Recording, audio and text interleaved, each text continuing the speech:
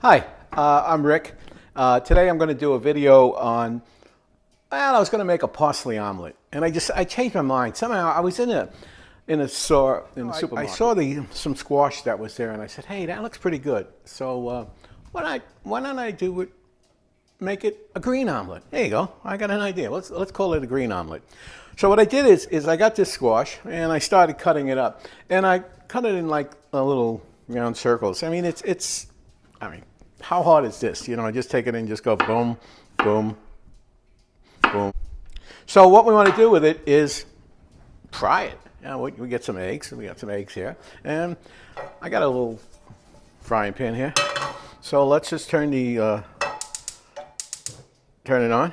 All right, and let's put a little bit of olive oil. All right, see what we got going. All right, some olive oil.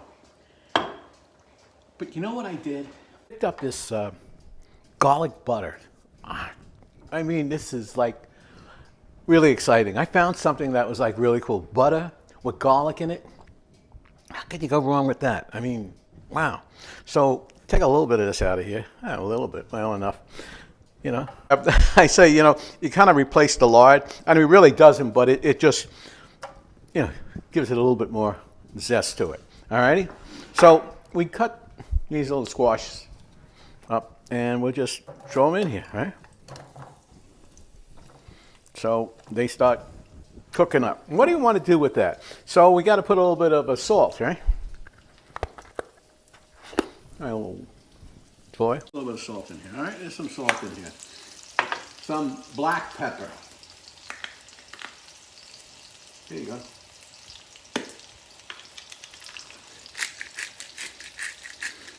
So we're putting some black pepper in here.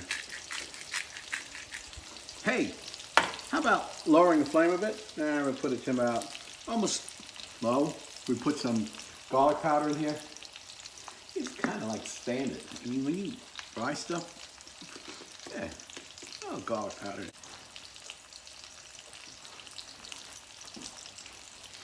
Okay, now that I got it going, I got one of these. I don't know, sometimes I use the wooden spoon, but this time I'm using this one here. So we'll just move it around a bit, right? All right, so we got oil in there, we got garlic butter in there, and that's going good, right? Simple, easy omelet. I mean, how hard is this? I mean, all right, what do we want to do? Oh, I get some eggs. I got like 4 of them. You know, crack an egg. Boom, 1. Whoop, so he goes in there. No shell. 2, 3, there you go, 4 of these guys. And got a whisk.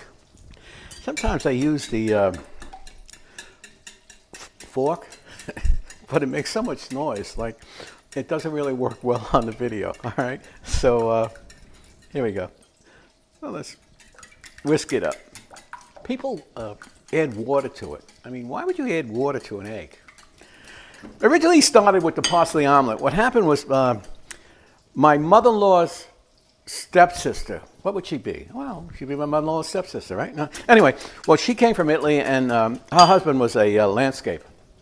Guy was great. I mean, he could do just about anything. I mean, one time he was doing some work in our front yard, and we had this big bush there, and he trimmed it and all that. And when he finished, my wife said to him, I didn't really want you to trim it, I want you to cut it down. And he gave her one of these looks like, really? And he, you know, but he loved parsley omelets. So my aunt, I called her my aunt. So I know, she was an aunt, Aunt Margaret. So I called her, Aunt Margaret made this parsley omelet. And it was just, I mean, unbelievably green. It was great. Oh. You know, and it's the real parsley. You know, this stuff, the Italian parsley. You know, not that curly parsley. What do you do with curly parsley anyway? Huh? Oh, I know what you do with the eggs. Just flip them in there, right? Okay. All right, so this is the flat leaf parsley. And like I said, the Italians have taken control of it, and it's now called Italian parsley. All right? All right, so let's do this. So we're kind of moving it down here. Right? All right, so, you know, we got some of this parsley here, and, you know, you get rid of the stems. You don't really cut up the stems. I don't know. Some people do that, but I don't know. I just put it aside here. All right, let's get it, and let's just cut it up. So I'm going to cut it with the stems here and then remove the stems, you know. What we want to do is we want to float this in here and make it really green. I mean, that thing is cooking now. I mean, that's pretty simple. There we go. What do we got here?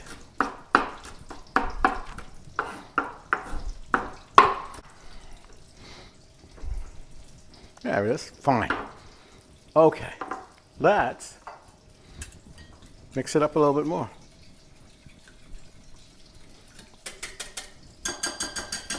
Okay. I'll put a little bit of salt in here. All right. A little bit of the pepper. And some of the garlic powder. There you go. Okay. And let's just mix it a little bit more. And I have this cheese, well, a little bit left of the Pecorino Romano. I gotta have to grate some more. Okay. So we take some of this and just show it here. All right. Now, let's beat it up. Well, see, Aunt Margaret didn't make it with all this, the cheese and all that. She just made it with the parsley, and he loved it. So the first time I had it, I thought it was really great. You know, I said, wow. And I watched how she did it, and you know, I have this theory. You can cook if you know how to read and you know how to follow instructions. And I think you should add or subtract. Go with the first recipe that you get, the way you like it. That's the way they say it should be done. You do it, and then you add some stuff to it, or you take some stuff out of it. And that's how, you know, add or subtract with it. But just follow the instructions to the T. A lot of people, you know, it's like these guys who get these toys for their kids, and they bring it home, and they say they're going to put this toy together. They got instructions on there how to do it, but no, they're not going to do the instructions. They know how to do it, and they'll put it together, and it takes them forever to do it. But if you follow instructions exactly, you got it made. I mean, they know what they're doing with this. All right, so we have that, right? All right. Take the eggs, throw it in. So it's frying now, right? Okay. You know that garlic butter I had? Yeah.